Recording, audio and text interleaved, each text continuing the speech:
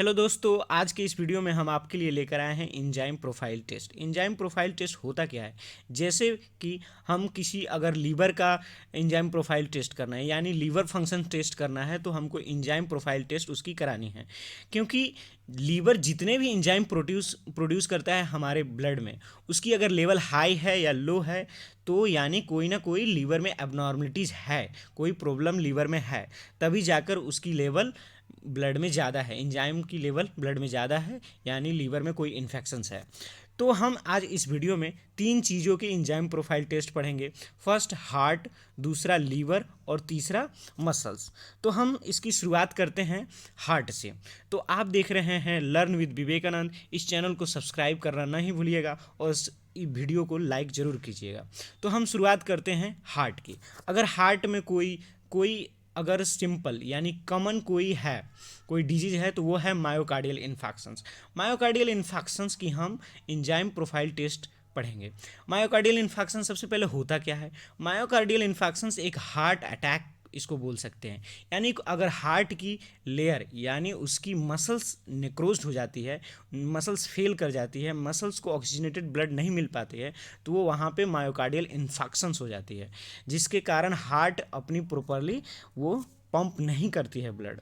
और ये चीज़ें पता की जाती है मायोकार्डियल मार्कर के द्वारा। वहाँ पे ईसीजी के साथ साथ हम एंजाइम प्रोफाइल टेस्ट भी कराते हैं, ताकि पता चल सके कि हार्ट अटैक या मायोकार्डियल इन्फेक्शंस कितनी लेवल उसकी कैसी सीवियरिटी है।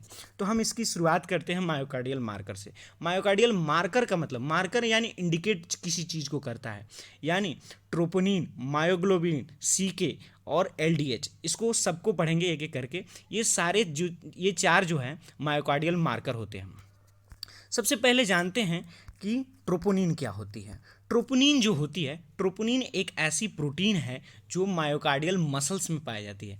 ये मसल्स और स्केलेटल मसल्स में भी पाई जाती है, ताकि बॉडी की मसल्स कॉन्ट्रैक्ट कर सके।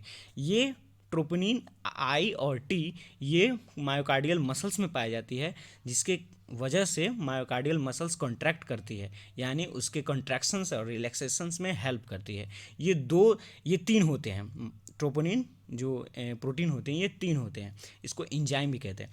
ट्रोपोनिन एंजाइम तीन होते हैं, एक सी, आई और टी। सी मसल्स में पाए जाते हैं, ट्रोपोनिन आई और टी ये दोनों कार्डियक मसल्स में पाई जाती है। उसके बाद वो सी जो होता है स्केलेटल मसल में पाए जाते हैं। कार्डियक ट्रोपोनिन जो आई होता है, it is the released into the circulations within your hours 4 hours after the onset of M I. अगर अभी अभी 6 बज हमको अगर ऑनसेट ऑफ क्या हुआ है, अभी मायोकार्डियल इन्फेक्शंस हुआ है, तो 10 बजे जाकर बॉडी में के ब्लड में इसकी लेवल, ट्रोपोनिन की लेवल हाई हो जाएगी। यानी इसके द्वारा हम पता लगा सकते हैं, अगर हमारे ब्लड में, सीरम में अगर ट्रोपोनिन की लेवल हाई है, तो यानी हम समझेंगे कि मायोकार्डियल इन्फेक्शंस हुई है। उसके बाद reaches as the peak value by 12 to 24 hours and remains elevated for about a weeks. ये 12 से 24 घंटा तक एलिवेट रहते हैं, या एक सप्ताह तक भी एलिवेटेड, यानी ब्लड में इसकी मात्रा, इसकी लेवल हाई रहती है।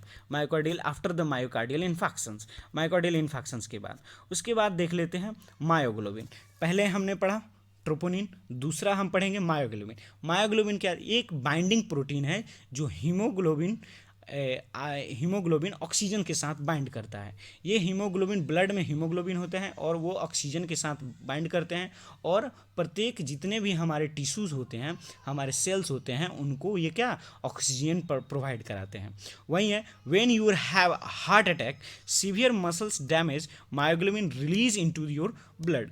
अगर हमारे बॉडी में कोई इंजरी हो जाए या हार्ट अटैक हो जाती है हार्ट की, तो उसके कारण मायोग्लोबिन की लेवल ब्लड में हाई हो जाती है, जिससे हम इंडिकेट करते हैं या पता लगाते हैं, डायग्नोज बनाते हैं कि इनको मायोकार्डियल इन्फेक्शंस या हार्ट की कोई डिजीज है। Myoglobin increase in blood 2 to 3 hours after the first symptoms of the muscles damage. अगर मायोकार्डियल की मसल्स डैमेज हो रही है, यानी हार्ट की मसल्स डैमेज हो रही है, तो उसके 2 से 3 घंटे के बाद मायोग्लोबिन की लेवल ब्लड में हाई हो जाती है। उसके बाद देखते हैं CK-MB। आप CK-MB पहले भी पढ़ चुके हैं, हम पहले पढ़ चुके हैं। ये एक आइसो एंजाइम है। आइसो एंजाइम क्या होता है, इसकी प्रॉपर्टीज़ क्या है, इसकी वीडियो की बनाई गई है और ये वीडियो, इस वीडियो की लिंक हमने डिस्क्रिप्शन में डाल दी है, आप उसको जाकर ज़रूर देखें। देखिए CK-MB है एक आइसो एंजाइम है, CK सेकेंड है, जो स्पेशल हार्ट के लिए इंडिकेशन करती है। जब भी कोई हार्ट में प्रॉब्लम होती है तो वो ब्लड में इसका लेवल हाई हो जाता है। देखिए CK 3 टाइप्स के होते हैं, इसका नाम पूरा नाम होता है creatinine kinase. CK first, CK second, CK third. First जो होता है ब्रेन के लिए रिस्पॉन्सिबल होता है। CK जो सेकेंड है, जो अभी है MB, उसको वो हार्ट के लिए रिस्पॉन्सिबल होता है, और CK जो थर्ड होती है वो मसल्स के लिए रिस्पॉन्सिबल है। This is the first enzyme to release into the circulations within 6 to 18 hours after the MI के 6 से, यानी मायोकार्डियल इन्फेक्शंस के, हार्ट अटैक के 6 से 18 घंटे के बाद ये पहला इंजाइम होता है जो हमारे ब्लड में ये सर्कुलेट होते हैं, रिलीज हो जाते हैं। उसके बाद क्रिएटिनिन फॉस्फोकाइनेज यही होता है, इसी को कहते हैं creatinine phosphokinase. It is the highly useful in for the early diagnosis of MI। ये बहुत ही कॉमन है, अर्ली डायग्नोसिस ऑफ MI, मतलब सबसे पहले डायग्नोस कर लेती है। This enzyme reaches a peak value within 24 to 30 hours at the returns to the normal level by the second और थर्ड डेज। जब मायोकार्डियल इन्फेक्शंस होती है तो 24 से 30 घंटे तक इसकी लेवल पीक पे होती है, यानी हाई होती है ब्लड में, और ये 2 से 3 दिनों के बाद नॉर्मल हो जाती है।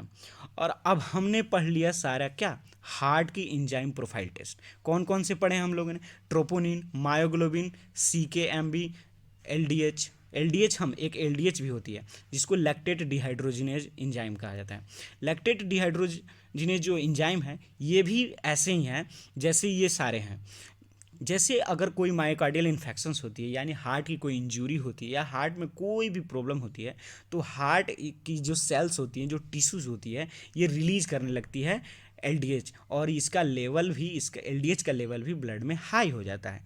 अब हम दूसरा पढ़ते हैं enzyme profile in liver disease. अब ये बहुत ही इंपॉर्टेंट है, enzyme profile in liver disease. अगर लीवर की फंक्शंस की टेस्ट करना है तो हमको बहुत सारे इंजाइमों की प्रोफाइल टेस्ट करनी होगी, इंजाइम प्रोफाइल टेस्ट करानी होती है। अगर इंजाइम प्रोफाइल टेस्ट अगर सब नॉर्मल है, यानी लीवर नॉर्मल फंक्शनिंग कर रहा है।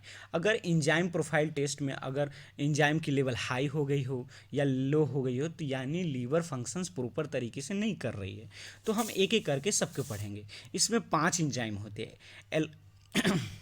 सबसे पहला है एलानिन एमाइनो ट्रांसफरेज, जिसको डिनोट किया जाता है ALT। Aspartate amino transferase AST कहा जाता है। एल्कलाइन फॉस्फेटेज, थर्ड है न्यूक्लियोटाइड फॉस्फेटेज, और लास्ट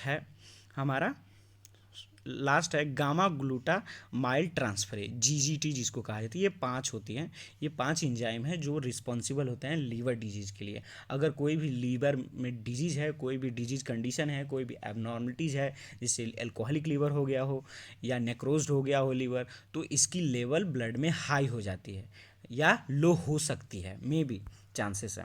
उसके बाद एक एक करके सबको पढ़ेंगे। सबसे पहले पढ़ लेते हैं ALT को हम दूसरे नाम से भी जानते हैं, इसका नाम है serum glutamate pyruvate transaminase, जिसको SGPT के नाम से भी जानते हैं हम। Presents in high concentration in the liver cells, ये लीवर सेल्स में बहुत ही कंसंट्रेशन में होते हैं। ये इनका नॉर्मल जो सीरम लेवल होता है मेल में 13 से लेके 35 यूनिट पर लीटर, यानी 13 to 35 यूनिट पर लीटर। फीमेल में 10 to 30 यूनिट पर लीटर इसकी नॉर्मल वैल्यू। ये आपको याद करनी होगी, इसकी कोई ट्रिक नहीं है, ये आपको ध्यान रखना होगा। Very high values are seen in the acute hepatitis either the toxic of और वायरल। अगर जो लीवर है, या अगर वायरल इन्फेक्शंस है या टॉक्सिक इन्फेक्शंस है या अल्कोहलिक लीवर हो गया या वायरल हेपेटाइटिस हो गया हो, तो इसके कारण है जो लीवर की जो इंजाइम है ब्लड में हाई कर देती है, यानी लीवर ज़्यादा इंजाइम प्रोड्यूस करने लगती है। ALT and AST level are increased in liver disease but ALT is greater than AST। जो होता है ALT का लेवल हाई होता है AST के कारण, AST से भी ज़्यादा होता है। अब दूसरा है, इसमें सबसे पहले हम पढ़ें ALT, दूसरा पढ़ेंगे AST। AST क्या होता है? AST भी ALT के ही जैसा है, ये भी लीवर के द्वारा प्रोड्यूस होते हैं। It is known as serum glutamate oxaloacetate transaminase. इसको SGOT के नाम से भी जाना जाता है। इसका नॉर्मल वैल्यू है 8 यूनिट पर लीटर टू 20 यूनिट पर litre. Mostly increase in the hepatitis और मेलिग्नेंसीज ऑफ लीवर। लीवर की कोई भी इन्फेक्शंस हो गई है, हेपेटाइटिस हो गई है, अल्कोहलिक लीवर हो गई है, तो इसकी लेवल हाई हो जाती है। AST serum level decrease in the case of vitamin B6 deficiency and renal failure in pregnancy. Pregnancy के कंडीशन में विटामिन B6 की डेफिशिएंसी और रीनल फेल्योर जब होती है तो AST का लेवल भी घट जाता है, उसका घट जाता है। बाकी में अगर लीवर डिजीज है तो उसका बढ़ जाता है। ALP इसको एल्कलाइन फॉस्फेटेज कहते हैं। ALP को alkaline phosphatase are produced in the various tissue, bone, livers, kidney, lactating memory gland, intestinal wall, that means mucosa and placenta. इसके द्वारा ALP रिलीज की जाती है। ALP साथ में ये ध्यान है, ALP जो होता है ये बोन के ओस्टियोपोरोसिस, ओस्टियोमा जो सेल्स होती है, ओस्टियो सेल्स होती है, उसको वो भी प्रोड्यूस करता है ALP। अगर बोन में कोई क्या है एबनॉर्मलिटीज़ है, कोई डिजीज़ है, बोन डिजीज़, तो ALP का लेवल उसमें भी इंक्रीज हो जाता है। यहाँ पे आते हैं फिर से, ALP level is highly in hepatic disease such as infective hepatitis, alcoholic hepatitis, hepatocellular carcinoma. अगर ये सारी प्रॉब्लम, जितने भी अल्कोहलिक लीवर है, हेपेटाइटिस लीवर है, जितने भी ये सब, जब वायरल इन्फेक्शंस हो गई है लीवर को, हेपेटाइटिस हो गई है, तो इसमें ALP की लेवल हाई हो जाती है। मतलब इसमें ALP की लेवल ब्लड में हाई हो जाती है। उसके बाद देखते हैं ALP level is very high in obstructive और ऑब्स्ट्रक्शंस और ऑब्स्ट्रक्टिव जॉन्डिस। अगर ऑब्स्ट्रक्टिव जॉन्डिस है, अब अगर ऑब्स्ट्रक्टिव जॉन्डिस कैसे होगा? गॉल ब्लैडर है वहाँ में, तो वहाँ पे अगर कोई स्टोन हो गई गॉल ब्लैडर में, तो वो जितने भी लीवर जो जितने भी फ्लूइड क्या करता है, एंजाइम जितने भी रिलीज करता है ब्लड में, वो नहीं जा पाएगा इंटेस्टाइन में, तो वहाँ पे ब्लॉकेज हो जाएगी। तो वहाँ उसी के कारण से वहाँ जॉन्डिस हो जाए। वहाँ पे कोई अगर स्टोन्स हो गई, इसी के कारण होती है ऑब्स्ट्रक्टिव जॉन्डिस। और ऑब्स्ट्रक्टिव जॉन्डिस में ALP का लेवल हाई हो जाता है, यानी इस एंजाइम का लेवल जब हाई हो जाता है तो हम समझते हैं कि कोई ना कोई प्रॉब्लम है, या तो ऑब्स्ट्रक्टिव जॉन्डिस है, या हेपेटाइटिस है, या एल्कोहलिक हेपेटाइटिस है, या हिपैटोसेलुलर हो सकते हैं। हाई इन बोन डिजीज, ये बोन में भी हाई हो जाती है ALP का लेवल। अब NTP का देख लेते हैं, nucleotide phosphatase is also known as the hydrolytic enzyme. इसको हाइड्रोलाइटिक एंजाइम भी कहते हैं। It is used in the diagnosis of obstructive jaundice. ये भी एक ऐसा एंजाइम है जो जॉन्डिस, ऑब्स्ट्रक्टिव जॉन्डिस को डायग्नोस करती है। उसके बाद GGT, it is clinically importance for diagnosis of sensitivity to detect the alcohol abuse. अगर एल्कोहल कोई सीवियर कंडीशन में ले रहा है, यानी बहुत सालों से ले रहा है, तो यानी वो क्या है, वो एक ऑब्स्ट्रक्टिव जॉन्डिस या एल्कोहलिक लीवर से अफेक्टेड हो सकता है। इसका नॉर्मल वैल्यू है 10 to 30 यूनिट पर लीटर। अब जैसे कि हम लोग ने पढ़ा कि मायोकार्डियल इन्फेक्शंस यानी हार्ट की एंजाइम प्रोफाइल टेस्ट, दूसरा पढ़ा लीवर की एंजाइम प्रोफाइल टेस्ट, अब लास्ट है एक मसल्स डिजीज की enzyme profile test. Enzyme marker for muscles disease, यानी कौन कौन से एंजाइम है जो इंडिकेट करती है मसल्स डिजीज की, यानी कोई भी अगर मसल्स में डिजीज है तो इस एंजाइम की लेवल हाई हो जाती है। सबसे पहले देखते हैं aldolase. It is the glycolytic enzyme. ये ग्लाइकोलाइटिक एंजाइम होता है। इसका नॉर्मल सीरम जो वैल्यू होती है, नॉर्मल जितने भी ब्लड में वैल्यू होती है 1 से 7.5 यूनिट पर लीटर होती है। Level of aldolase increase in the muscles dystrophies, multiple sclerosis.